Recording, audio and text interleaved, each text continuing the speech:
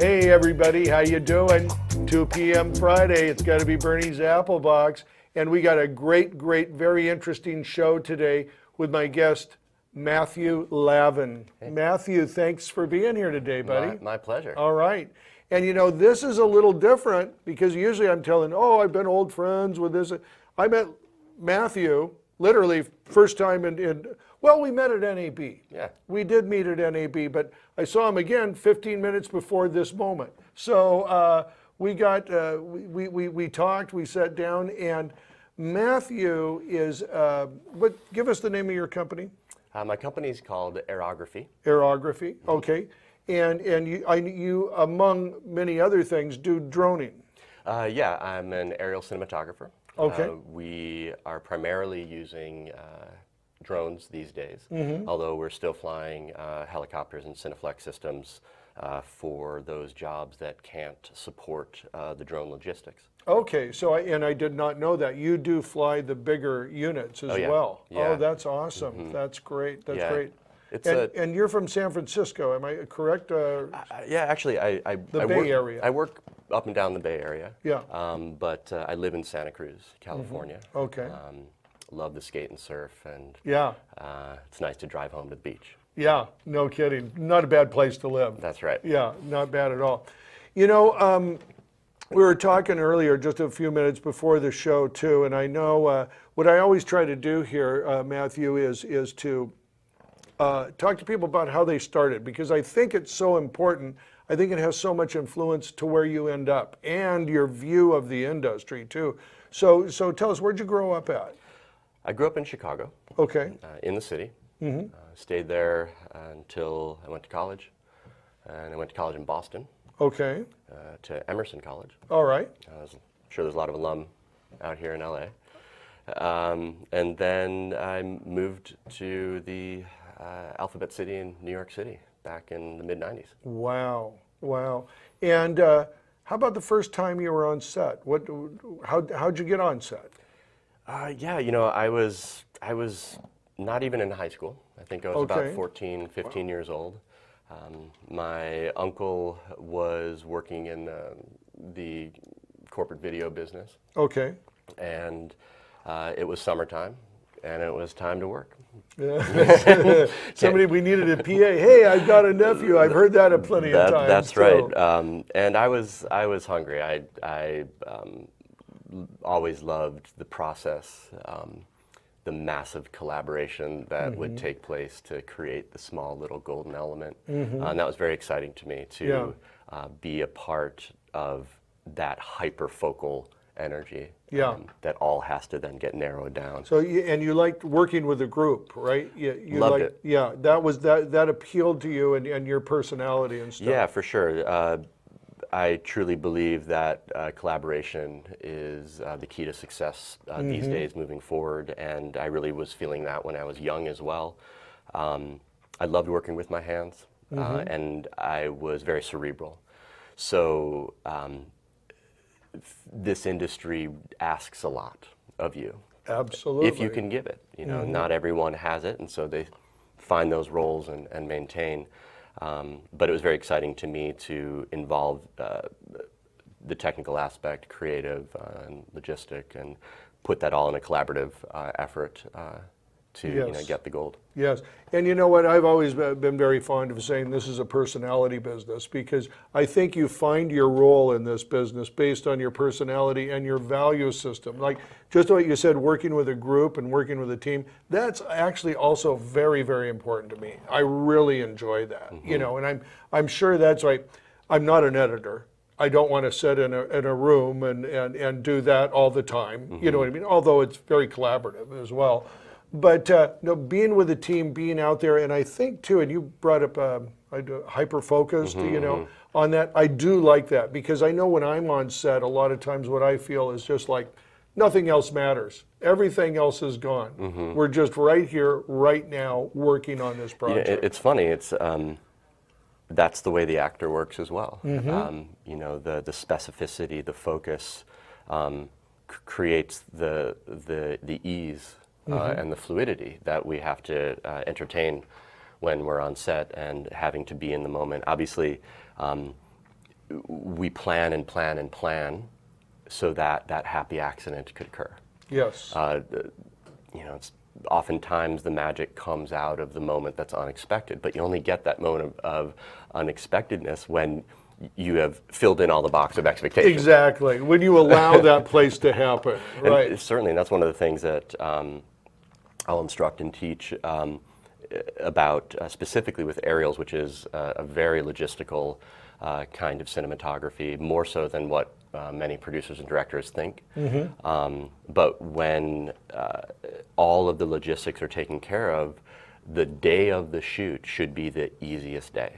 That should be the cathartic moment. Wow. Where it just happens. Yeah.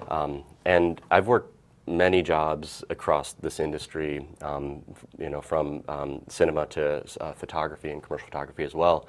And it maintains the same respect for that that kind of philosophy when you put all the time in, all the work, and not be afraid to ask the questions which may get pushback.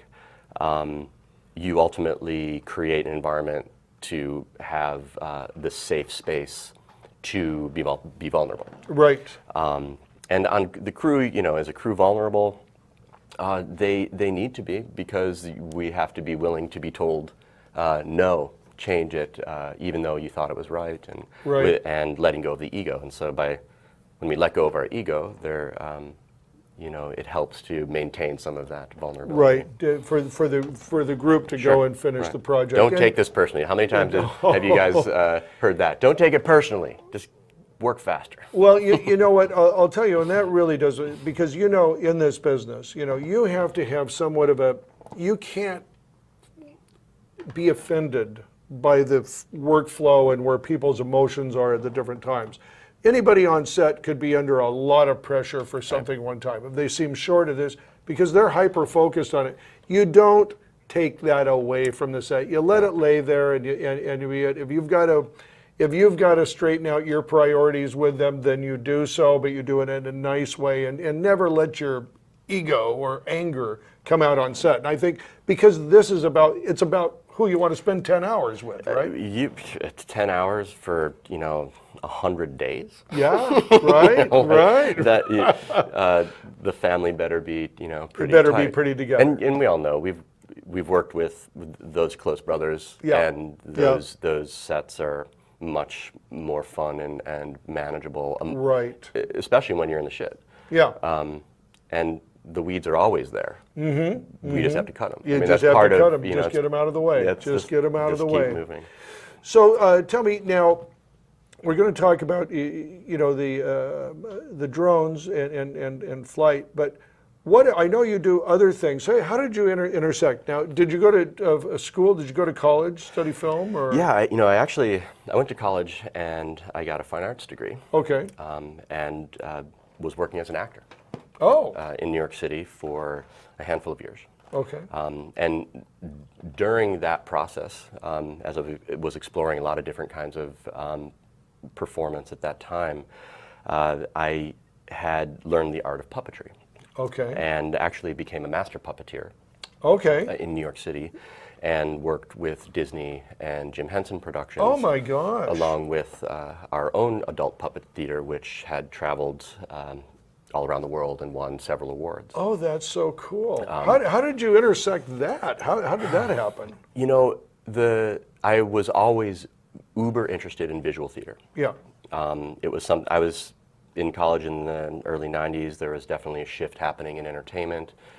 And to be honest, I saw a off-Broadway show called The Blue Man Group, which is now international. And it was life-changing for me because of how it was processing what was happening in our culture and society at that time.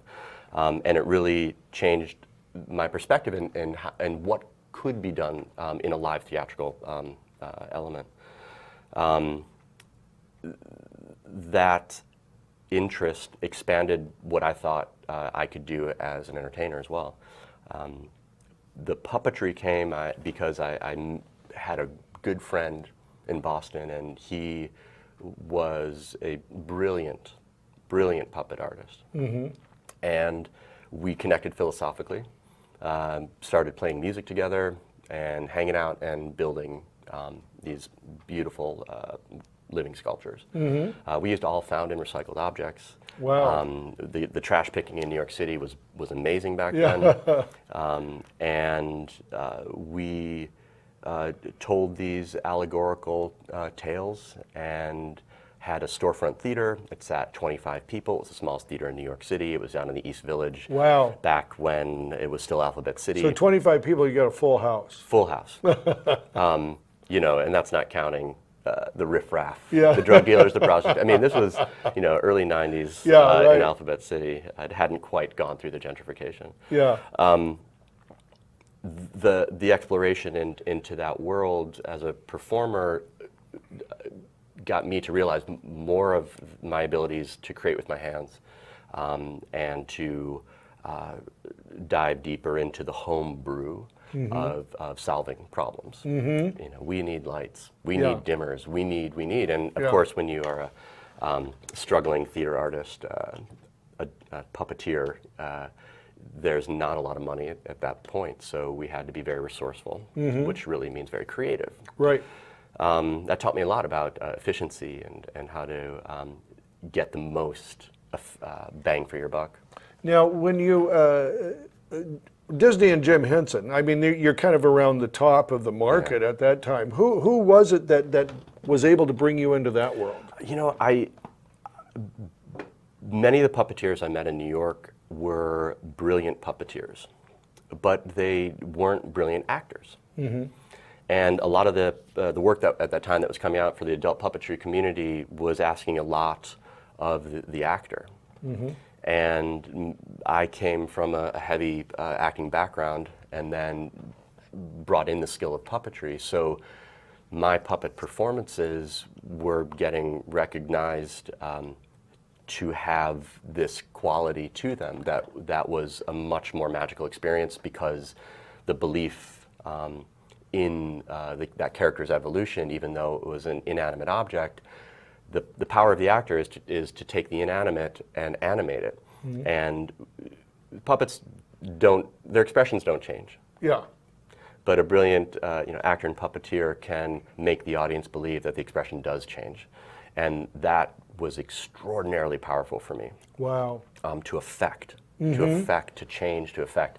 And that has always been driving me as an artist and technician through my whole tenure, is to affect and create and to continue to reinvent. We talked a little bit about not being afraid Yeah. to wake up in the morning and completely reinvent yourself. Never be afraid to do that. Yeah. Yeah. In fact, that's a survival technique in this business. It is. You know, the minute you put the blinders on, you may not see the gift coming right by So well you. put. You know, So well put. And that's something that I actually had experienced a lot, transitioning from a performance-based career to now graduating into a heavy technologically based operation on many different levels, as now we are not only carrying cinema cameras and that expertise, but all the aviation and electrical and mechanical engineering that go along with it. And lighting, too, which is something Yes. I'm going to definitely delve into. Yes, with you. as we move deeper into what drones can do, we've started to explore lighting elements for cinema, which is something that we can that's very exciting. I find what you're doing. So let me ask you this, and you worked with Jim Henson, the company, obviously. I didn't work with Jim. Yes. Although his family and his wife, but Jim Henson Productions, I had more of a play with the animatronic. And that actually was a transition for me. That was really a base for me to start to understand automation. And remote actuation, which is now something that the drone is.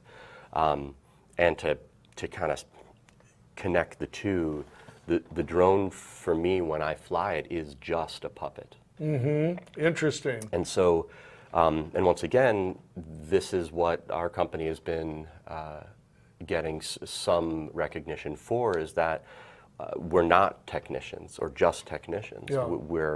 were choreographers, aerial choreographers, and not just flying the camera, but emoting with the ship that's flying the camera. You know, that is so, I think, that's really profound, because I'll tell you, there's something with a piece of equipment, you know what I mean? And it's like a Steadicam, probably. I'll make an analogy there, because that camera, when it's on that operator, it is alive. Yeah.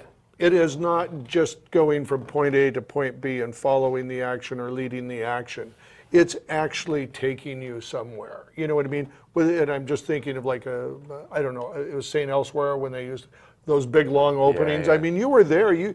That really brought you into that emotion of the action. You know, it's so interesting for me to hear you say that about drones, because I feel like, you know, okay, we can do the big shot, we can do the aerial shot, we do that. But after you do all that, and just anybody can send the drone up almost now, they're so automated, you know, to get that shot. It is about that artistic instinct, you know, and telling the story. Yeah, it's not just a tool. Yes, yes, yes. You know, the hammer is worthless. Right. Without But the the nail. technician Well, and the hammer, nail. the nail. Yeah. The thing to nail. Yes. Otherwise, it's just you know, we find meaning through relationships. Right? Yes. So the hammer's nothing, absolutely. but the hammer and the nail mean something. Absolutely. The drone is worthless without the pilot. Right. It's interesting. So you look at the drone now as an inanimate object that can be animated, and you animate it to tell that story. You look at it as a puppet. Yeah. It's every drone crew has its way of operating, or at least they should.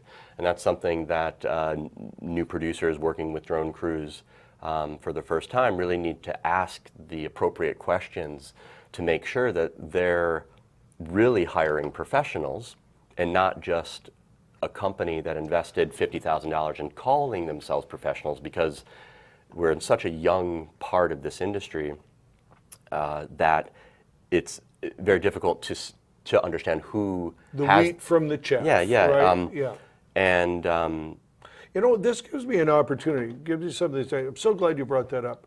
And I hate to put you on the spot. And you know, you don't have to have a great list, but what should a producer ask a drone operator? Say when he's called 2 or 3 people. Right. What are the questions that he's going to be able to define a good drone operator with? Sure. I think it's important to ask how many hours you have flown.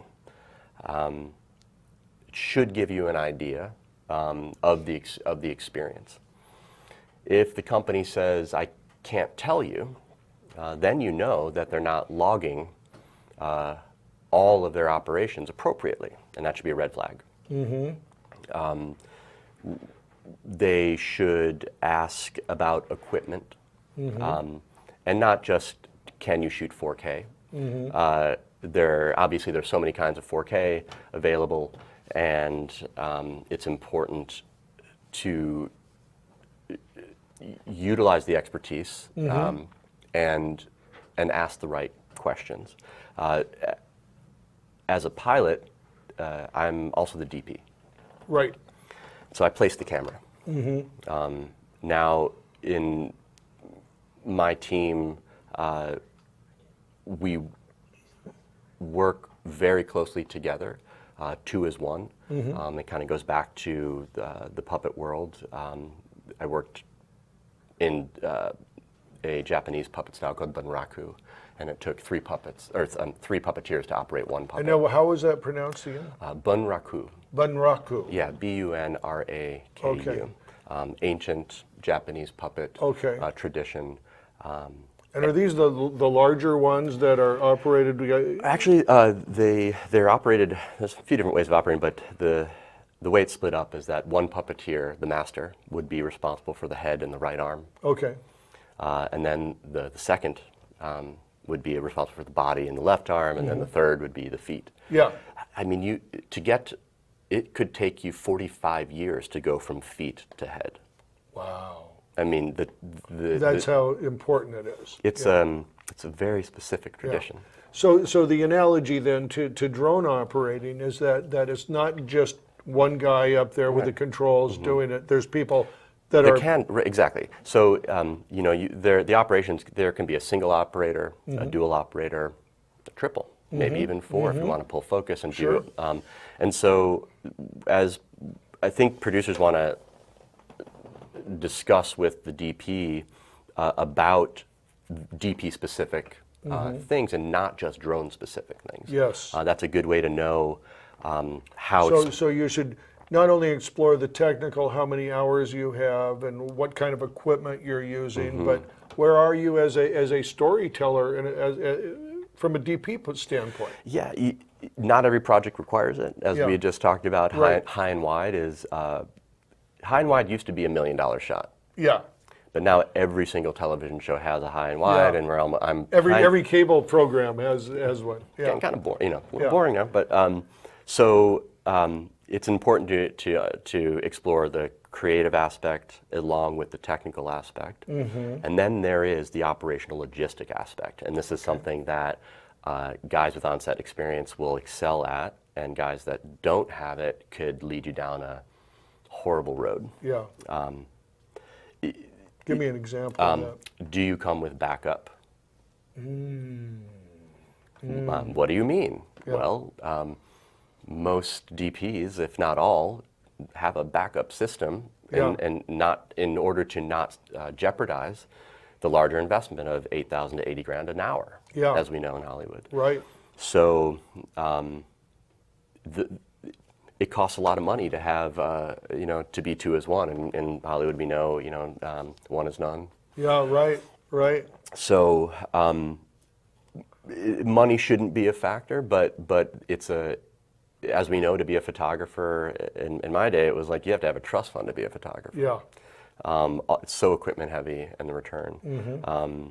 But backup systems, backup cameras, all these questions, so that just in case, there's at least a solution and not just a, you know, now what, and trying to figure out a solution on set and you're already going to lose.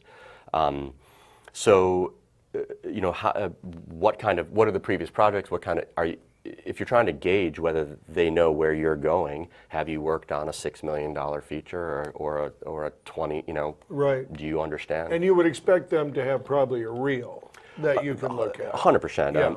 I mean, in these days, if you are a visual artist, you have to show your work. A reel is essential.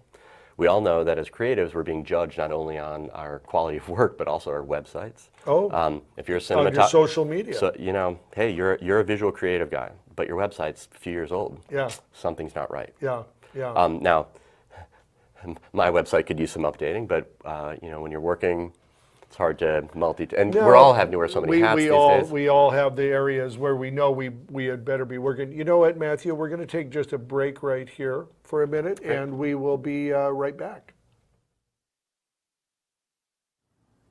Hi, I'm Burnie. I own Burnie's Grip and Lighting, San Diego Grip and Lighting, and Los Angeles Grip and Lighting.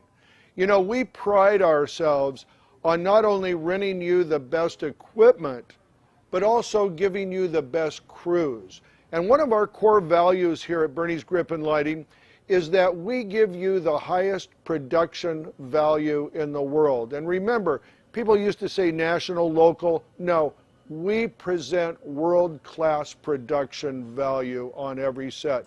We also know budgets are very tight these days, and you've got 10 hours to get what you need in the can. We move ahead, we move fast, and we know what you need. When you rent from Burnie's Grip and Lighting, you have a partner on your production for that day that is making sure you are well taken care of. So anytime you're in Southern California, give us a call at 714-609-3545, and we'll take very good care of you. See you on set. Hey everybody, back with Burnie's Apple Box and Matthew Lavin. Hey. Thanks a lot, Matthew. Matthew was just telling us about, and this is so important, you know, we were talking about the evolution of the shot, the drone shot, you know, which high and wide used to be the $1 million shot. And Matthew was talking about with us on how you might want to vet a drone operator, and questions that you can ask them. And in all honesty, it was specific to the drone, but it's probably something that any good producer will ask any member of the team, whether they're gaffer, DP, or anything like that. And that and that word, good producer. Yeah. What happens is you have longtime vets in the industry having to talk to very green producers that don't know the right questions to ask.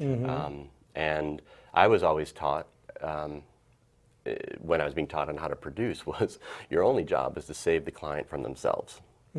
So by not So by not discussing these things, you're not ensuring you're going to get the job. Yeah. I'd rather say no to a job than come out and get rolled, or come out and get shut down and blamed, or come out and not get paid, or I can't. It goes on and on and on, and you're not. And somebody in this industry, there's always somebody going to get rolled under the bus. Absolutely. And you might even be told by the producer, "I'm going to have to roll you under the bus on this one, but I'll take care of you next time." Yeah. And we kind of know how things need to roll in any event. The most difficult jobs are those jobs, hands down. Not a lot of money, not a lot of drone experience, and so it puts a lot more work into our pre-pro and aero coordination. Yeah. We spend an inordinate amount of time, I do, to coordinate, aero coordinate, and pre-pro on the jobs. I bring up every single detail, not because it will happen, but because there is the odds that it can. And I always tell people, protocol is for the one time that it saves your ass. Yeah. You're not wasting your time checking the gate, reviewing your footage, because the one time that there's an issue, the 10 years of no problem, it's worth it all. Yeah. And aviation is a triple check kind of world. Cinema is that kind of philosophy as well. Yeah. Check, recheck, and that's what allows us to operate in one of the highest risk industries around. We do some of the most dangerous things in industry. Production is a disaster that goes right occasionally.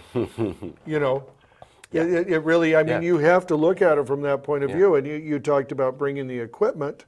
You know what I mean? I'm in the same boat. When I come out with one of my trucks, no one else in the whole world is going to bring out what I'm bringing out. There's not going to be an extra of something there, and it's the same with you. Do you charge them for the extra, or is it your? No. This is what I use to work. And I talk about this with producers. Look, if you need budget efficiencies, don't go run to another operator. Come talk to me. I'm interested in your project, and I don't want anybody's. Anytime a drone does something bad on a set, it comes back to every drone operator. Oh, yes, you're all guilty. You're all guilty. Everybody's wondering when you're going to crash. I'm happy to say that our company has been 100% compliant with zero incident in all the years. That's so awesome. It's funny because there are producers that work for networks that I've talked to at conferences that have told me direct they don't want to hire a drone operator unless they've told her that they have crashed. Because she can't believe that a drone operator, cinematographer wouldn't crash. And I'm like scratching my head and I'm going, God, who have you worked with? Who have you worked with? Because this would be unacceptable in aviation. And we're flying. My craft is 40 pounds. You're an aviator. We're treated like aviators. We are licensed by the FAA. We read the same charts. We're studying the same ground school. And so that culture exists. So drone ops are looking for a culture. I should stop looking. It's there. Aviation. And an ethical way of operating. Ethical operations are a question mark amongst many industries. There's a lot of nefarious, unethical work going out there. Yeah. I choose to operate very ethically and let that drive how we manage our clients. Sure. And that's the formula for longevity too. Yeah. You know, because getting a reputation even slightly in this industry is going to follow you around forever. You know, knowing to be a straight player and doing that is everything. Yeah, you know, I don't. State parks have been very prohibitive to fly in at times. We're asked to fly with short notice at times. How do you tell a producer no, can't do it? Gosh, man, I've done it so many times.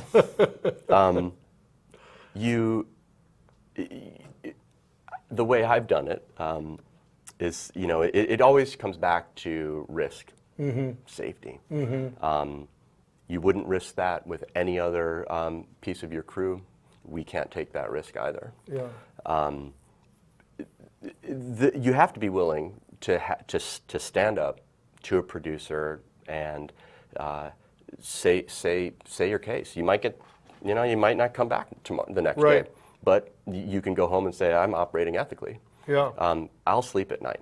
I may not have a few extra $1,000s in the account, but I'd rather sleep. Yeah, no kidding. No kidding. You know, when you're well, and it's like anything else. Once you cross one line, suddenly the next one doesn't seem so far away. You know, and I think that's really the important thing about it. But sometimes you do just have to have those unpleasant conversations that just say, look, I can't do that. You know, it's funny that every time I've said no, within 30 minutes, the reason comes shooting into their face. Why? Yeah. For instance, we were doing a job for Airstream, and they were jumped from the location they had, and then they were moving to locations they didn't have. It started to be, you know, we want Airstream down the road. So I understand we want to go down the road, but where are we working from? This is something that always has to be understood where, for the drone team, is that we take care of the top down.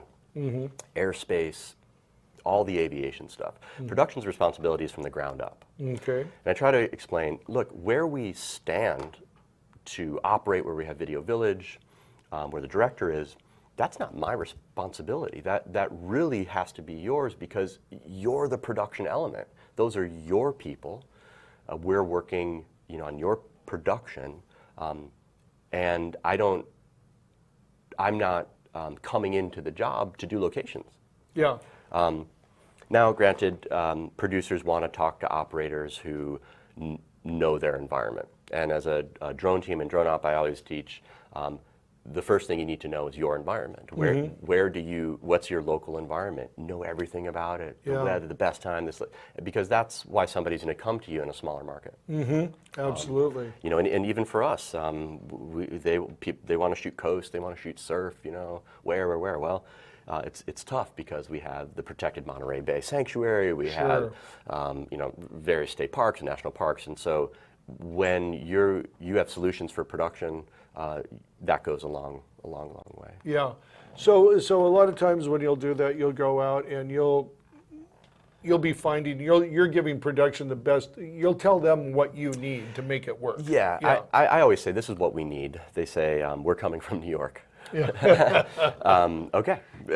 So this is where we've worked. This is where I've had success before. This is where we've had success 50%. This is where, you know, on a weekend maybe really gnarly, on a weekday. So and like all of us, I'm sure you see the same popular locations, popular shots. I mean, you're sort of knowing where they're going before they verbalize. Yeah, I mean, car teams in LA know where cars are shot. Oddly enough, they're coming up north more now because so much has been overshot. And, and it's more beautiful up there. Flat out. Yeah, it's awesome. And when we've had to, we've traveled. We were traveling nationally much more a few years ago. Industry's changing now. And so the reason you're not is because more drone operators are out there, right? In the beginning, we were one of 30 companies that had insurance. Yes. Which is another thing. Had insurance, and had the chops as well. Yeah, yeah. So what, if you don't mind, what's insurance cost you? insurance, it depends. Just the liability, the aviation liability, for $1 million, under $1,000. A year? Yeah, That's pretty good. for one drone. That surprises me. But that's just the liability. Many people are insuring their equipment as well. They call it in aviation hull insurance. There's different philosophies on insurance and Right. when you should insure your equipment and when you shouldn't. And I have my own philosophy about self-insuring and what have you. When we start going up into $2 million, $5 million, $10 million kind of jobs, clearly insurance goes up Yeah. accordingly. $2, $3, $4, $5 Yeah. grand for a year. But to carry $5 mil, can cost that. Not every job needs $5 million. Yeah. But if you want to work in the LA Coliseum, it does. If you want That's sure. Right. Absolutely. And there's different, and of course there's different solutions. The hard thing with the drone is that the liability insurance covers the drone, that drone. Oh.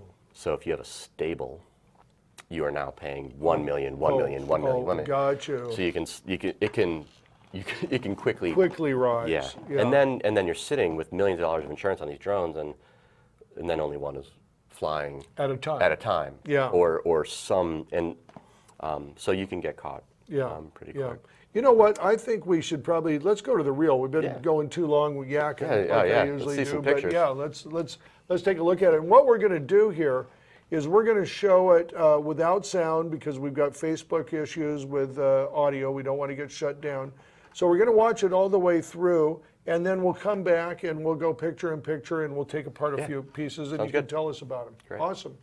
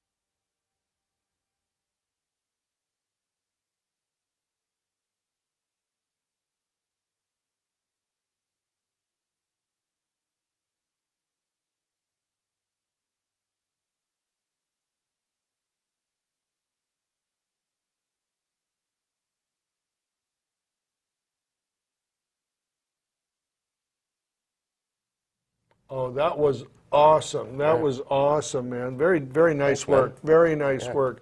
Let's, Sean, let's take this again. Let's start showing it. Keep us live, put us picture in picture, and then we'll Yeah. talk about each one. I may have you pause, Sean. Yeah, you can stop right here for a Go second. ahead, stop. This was part of a Victoria's Secret shoot. Okay, we that's were- tough. I'm so sorry. You know, people ask me, why would you want to shoot the San Francisco Giants when you can shoot Victoria's Secret? I'm like, well, the Giants are kind of Victoria's Secret of the baseball world. I don't know. This was a tough job. We were down in the Maldives in St. Bart's, on location, cross-continental travel, tons of equipment. And so sunrise shoot here, we're flying an octocopter with Movi M15, Canon C300, and CP2 lenses. Okay, so you had a C300 on there. Yeah, you know, it's funny. We were brought down. This was supposed to be a beauty shoot. You can actually kind of roll a little bit more. And that's Same it's place? part of the harbor. Okay. So when we originally, and you can just pause after this one. When we were originally talking to production, we were talking to the DPs and production company, huge, done and dusted, did the Super Bowls. They brilliant cinematographers, and it just beauty. So we said, okay, we're coming in with the C300. We're going to come in with the CP lenses, and when we got there, then we start to see what really the element is in. There was a 300-person crew. The budget was upwards of $12 million. Wow. We had the entire island, and it was to shoot not only their campaign, their photo campaign for 17 and catalog, but also documentary and their hour-long CBS swimsuit special. Oh, wow. That's a huge production. And not to mention 2 live concerts, Nick Jonas performing in one area one night and Demi Lovato in another area another night. So we have celebrity. So amongst that celebrity talent, each one of these angels is a $25 million model. Yeah. And so we, every time we would show up to a shoot, and actually there's a photo of, We'll probably stay on this video right now. every time we would show up, we were getting kicked out. So even though we were part of the crew, it was like you're not authorized on this set. Yeah, we need the photographer. Well, it was actually there were so many elements. Political elements. We need to shoot this. There's not time for that. So there was lots of humping, lots of setting up, lots of not shooting. Yeah. We were working in, we had a fixer, we were working in France. We had to work under French aviation rules as opposed to FAA rules. Interesting.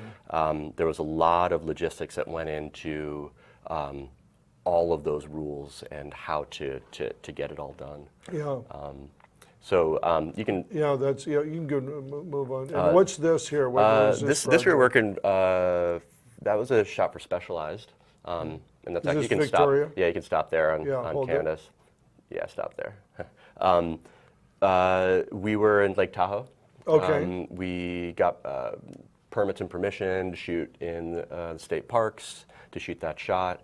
And that was actually a crazy shoot. In Tahoe, there's a lot of ferrous magnetic rock. Drones freak out around. Wow. Now there's something I would have never thought about. The geology affects the drones. Oh yeah. Which type of mineral it is. Yeah. And incredible. And that's actually a part of our Scout. Scout being one of the most important bits for a drone team, but it's the first to get axed. We do digital Scouts, which we don't charge for, which is kind of Google Earthing. Yeah. If they don't pay for it, I still have to do it. It's the most important time for me to spend in that. You can't afford to go out there blind. So we do RF interference kind of scouting. How do you handle that? The RF interference. We bring an analyzer and see what's happening. Yeah. Are we going to get smashed or aren't we? And still, you don't know from day to day what's going to be the situation. Am I correct? Correct. I mean, shoot downtown LA. We know what to expect. Yeah. Shooting in unpopulated or unpolluted areas, it's a little cleaner. So, pilots are in aviation. They talk about never getting behind the aircraft. The pilot never wants to go, why is that happening? Yeah. Yes. Pilot wants to be always ahead, and same with the drone pilot as well. I'm always thinking well ahead kind Of of where you're splitting, at. mind splitting, focused on the shot, but also thinking, where can I put this down? Yeah. Yeah. Safety, safety, safety. Yeah. Yeah. So what is this part? What is this little piece that we're looking at? This was here? actually back to Victoria's Secret. So after we had 10 days. You can pause there. We had 10 days to shoot.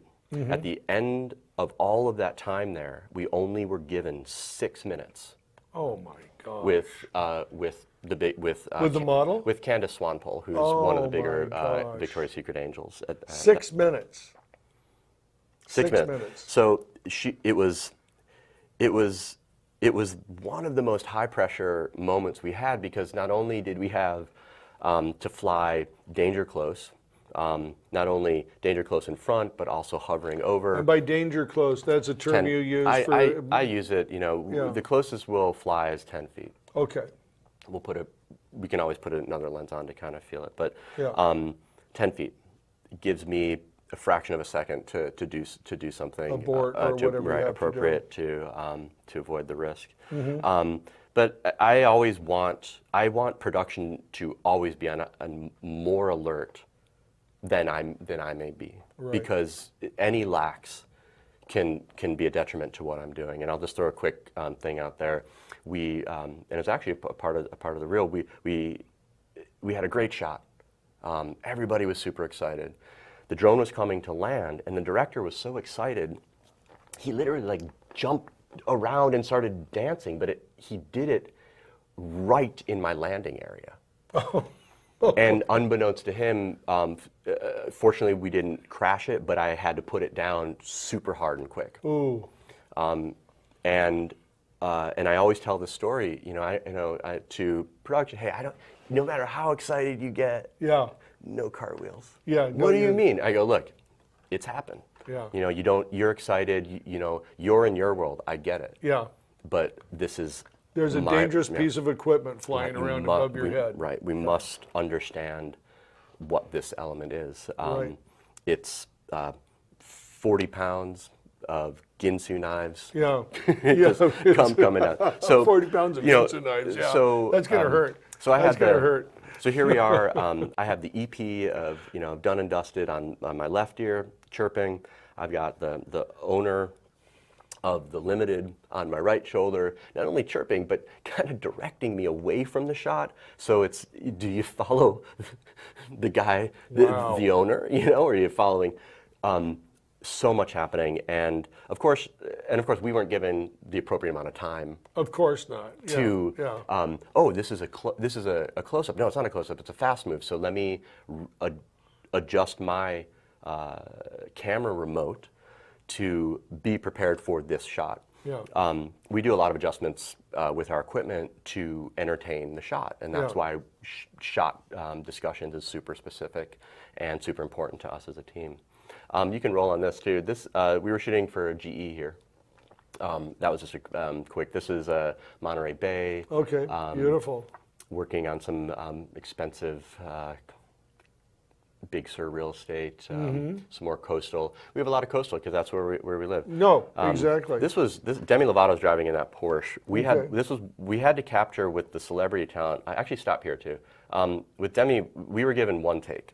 Frequently, the drone gets one take. I don't know why they expect us to be so brilliant, but I go, you know what? No rehearsal? Yeah. No God, rehearsal. Just get it. We have. Anytime there's more than one moving thing in the shot, it complicates it by 100. Okay. So you want the drone to fly, the camera to pan, and talent to walk. So this is not as easy as you think it will be. Yeah.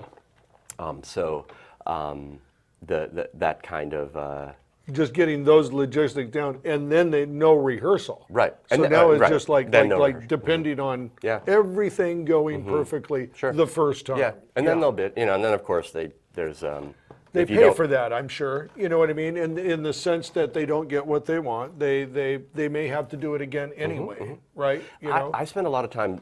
I talk about all these elements so that when if nothing is a surprise. So there is no getting thrown under the bus. I have a paper trail this long. Yeah. Why do you ask? You're complicating it. It's not. Yeah. It's actually simplifying it.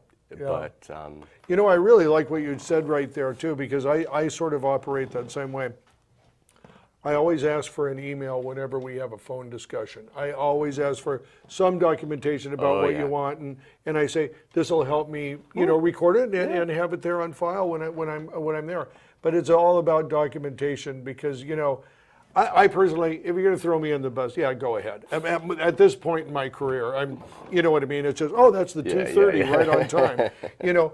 But I want everybody to know that I'm doing my job and I'm thinking about it. I'm trying to make it better for you, just like yourself. You know what I mean? So you do want that.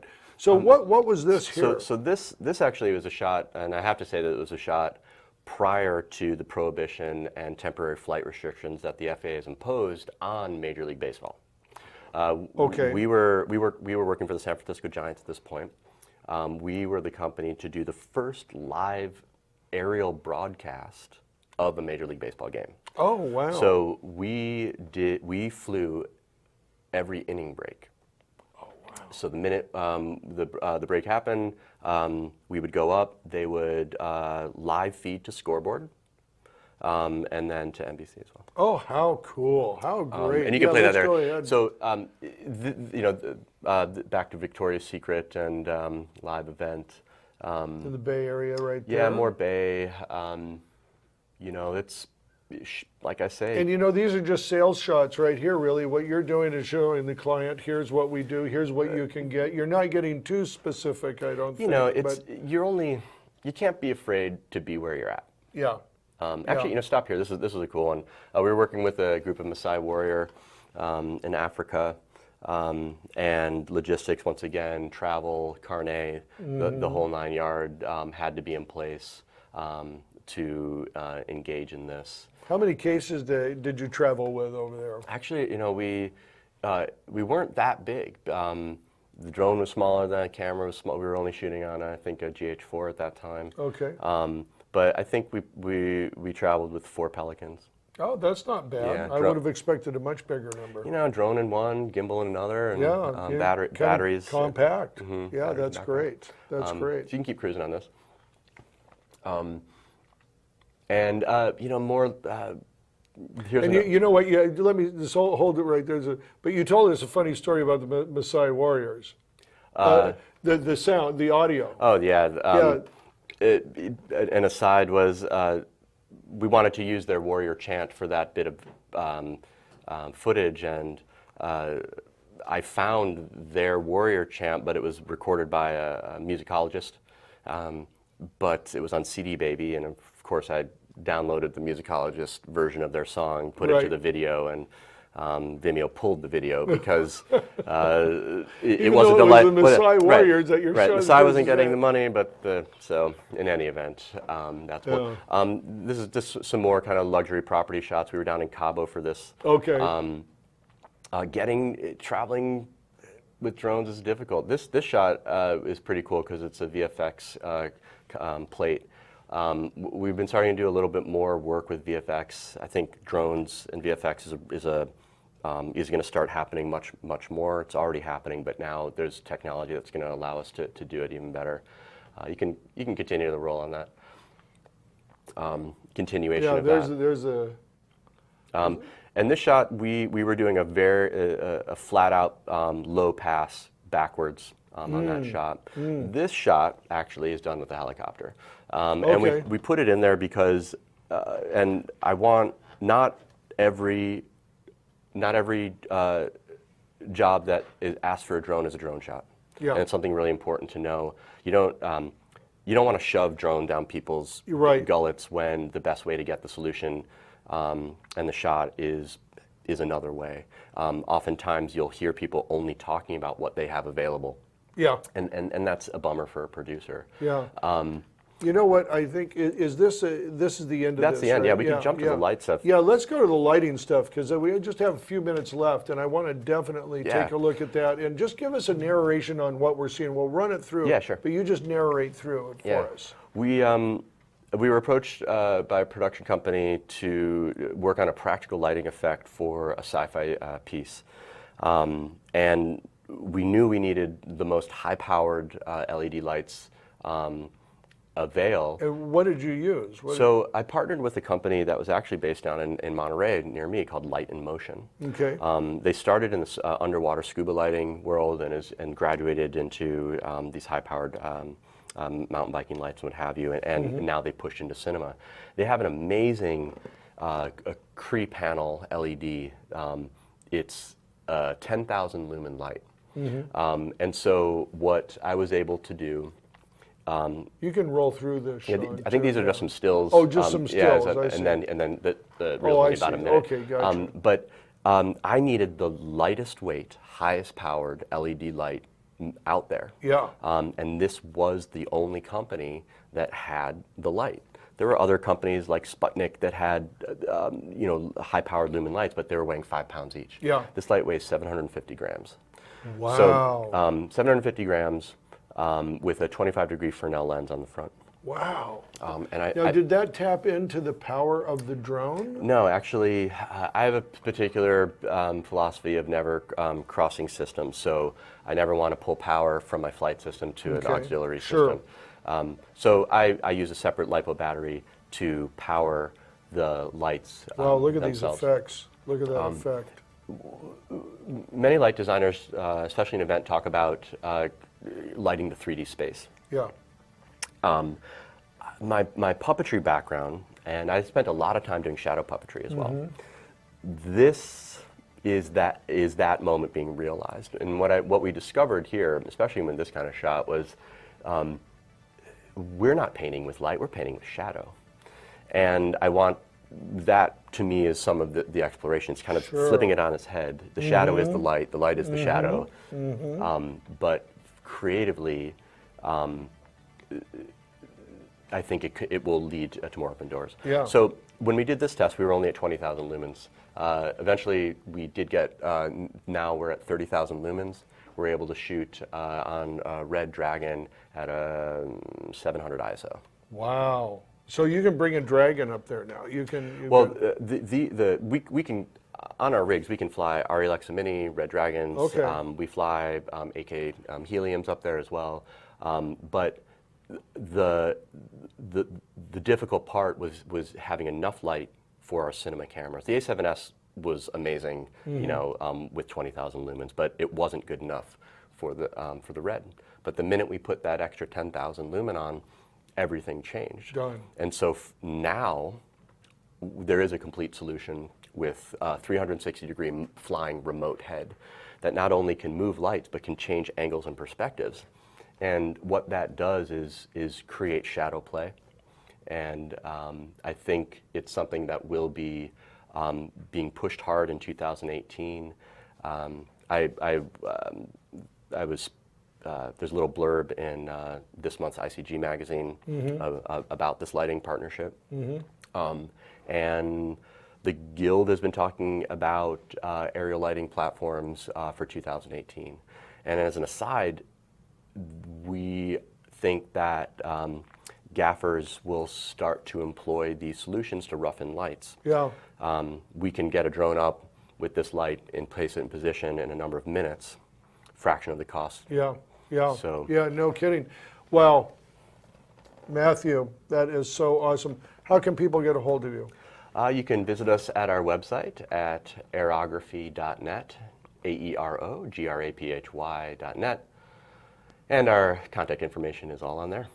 Awesome, awesome. Boy, thank you so much for coming down. I really appreciate you doing the show. It's fascinating. Next time you come down, we'll get some B-roll out in the some stuff, and you could maybe walk through your setup process, your procedures and all that. But love to. Matthew Lavin. Thank you, sir. Awesome, dude. All right. And we'll see you next week on Burnie's Apple Box. Cut. That's a wrap.